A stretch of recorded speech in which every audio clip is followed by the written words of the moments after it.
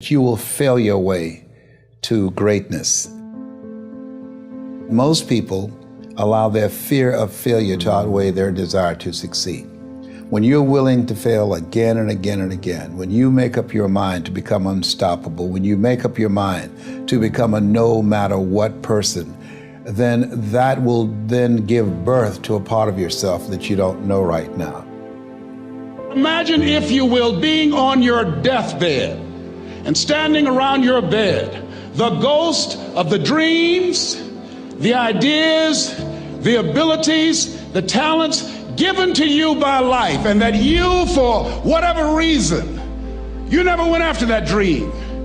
You never acted on those ideas. You never used those talents. You never used those gifts. And there they are standing around your bed looking at you with large angry eyes saying, "We came to you, and only you could have given us life.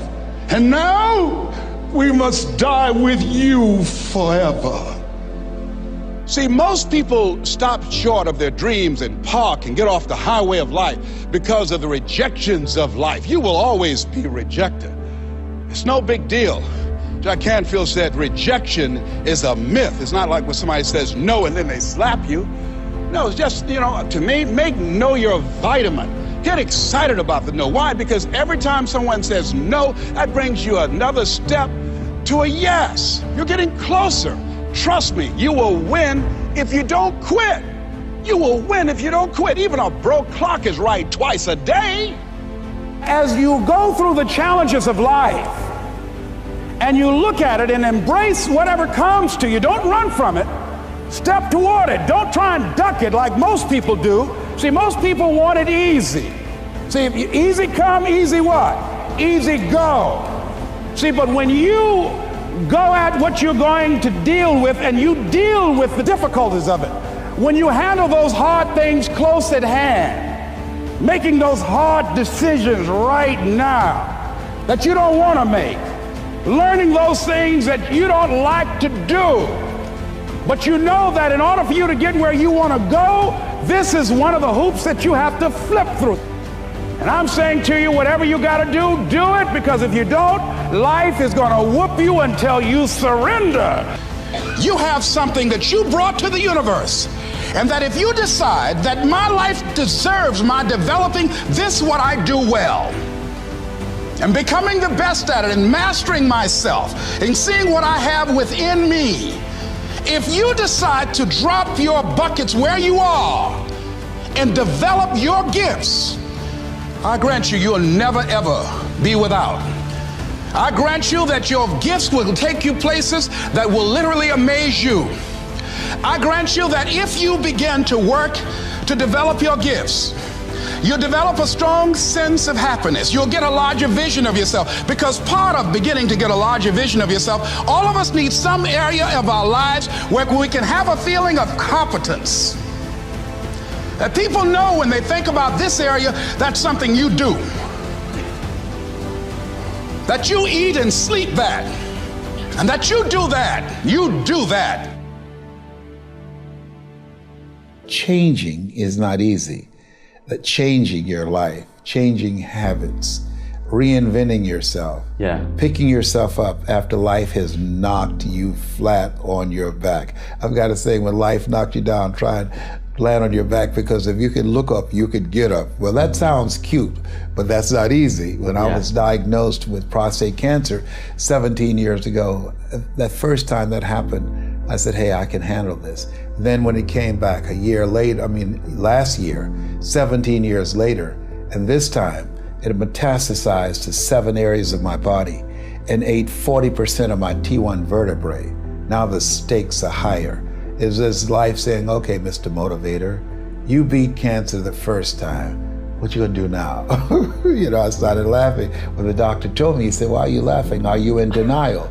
I said, no. I said, I feel like Mother Teresa. He said, what do you mean? She said, Lord, I know you know how much I can bear. I just wish you to have so much confidence in me. I said, the stakes are higher. So I've got to dig in and got to fight more, because at the end of the day, life is a fight for territory. And once you stop fighting for what you want, what you don't want will automatically take over. And so it's a fight, it's a challenge in life every day. And what we have to do is embrace it. What we have to do is see it as a project to be worked on. In life, you will always be faced with a series of God-ordained opportunities, brilliantly disguised as problems and challenges. And so I see even cancer as a gift, as a God-ordained opportunity. If you died today, what dreams, what ideas, what talents, what books, what music, what leadership, what voice will die with you? There are a lot of people who are biting their fingers in fear that they might lose their jobs. But there are few people who have decided within themselves, I'm going to make it. Some people aren't waiting to be cut. Some people are moving on their own because they feel within themselves, I've got what it takes to make it. They're not afraid about tomorrow because of how they see themselves, because of what they feel that they deserve, because of what they feel that they can create for themselves. Because these people have decided, as they look at the future, as they look at themselves, there's a way. Where there's a will, there's a way for me to begin to create a way out of no way. And when you have that kind of consciousness, when you have that kind of spirit, nothing can stop you. Nothing.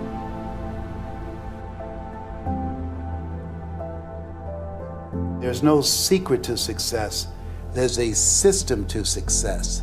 And no matter what organization you become a part of, the system works if you work it. If you don't work it, it won't work. But it works if you work it. And that's one 4-letter word that most people don't like. They're not willing to work. There are winners, and there are losers, and there are people who have not discovered how to win. And all they need is some coaching. All they need is some help and assistance, just a little support. All they need is some insight or a different strategy, a plan of action to make some adjustments that will open up the key to a whole new future for them, that will give them access to the unlimited power that they have within themselves. That's all that they need. So what I want you to do is think about something you want for you, that's real for you, that's important for you, that will give your life some special meaning and power. And I don't even want you to say, I can do that. I don't want you to assume that. See, 5 years ago when I started out in this area, I would not have been able to make the mental leap that I would be up to where I am right now. I don't want you to begin to just psych yourself out. No. I want you to be able to say something to yourself that will enable you to maintain a level of integrity with yourself. That when you say this, even when you face tremendous setbacks, it will be a benchmark to keep you in the game, to keep you moving forward and experimenting and readjusting your strategy and your plan of action, continuously looking for ways to win. I think we have to reflect on, who am I? Why am I here? What drives me? If I died today, what 3 words would I want said about me if I died today? What is it that defines me? And how do I define myself? So I went to the next mode necessary to start talking to people and seeking and asking for what I wanted and leveraging relationships and trying to find out, how do the people do it that went ahead of me? How do they do it? And then what is it I need to do?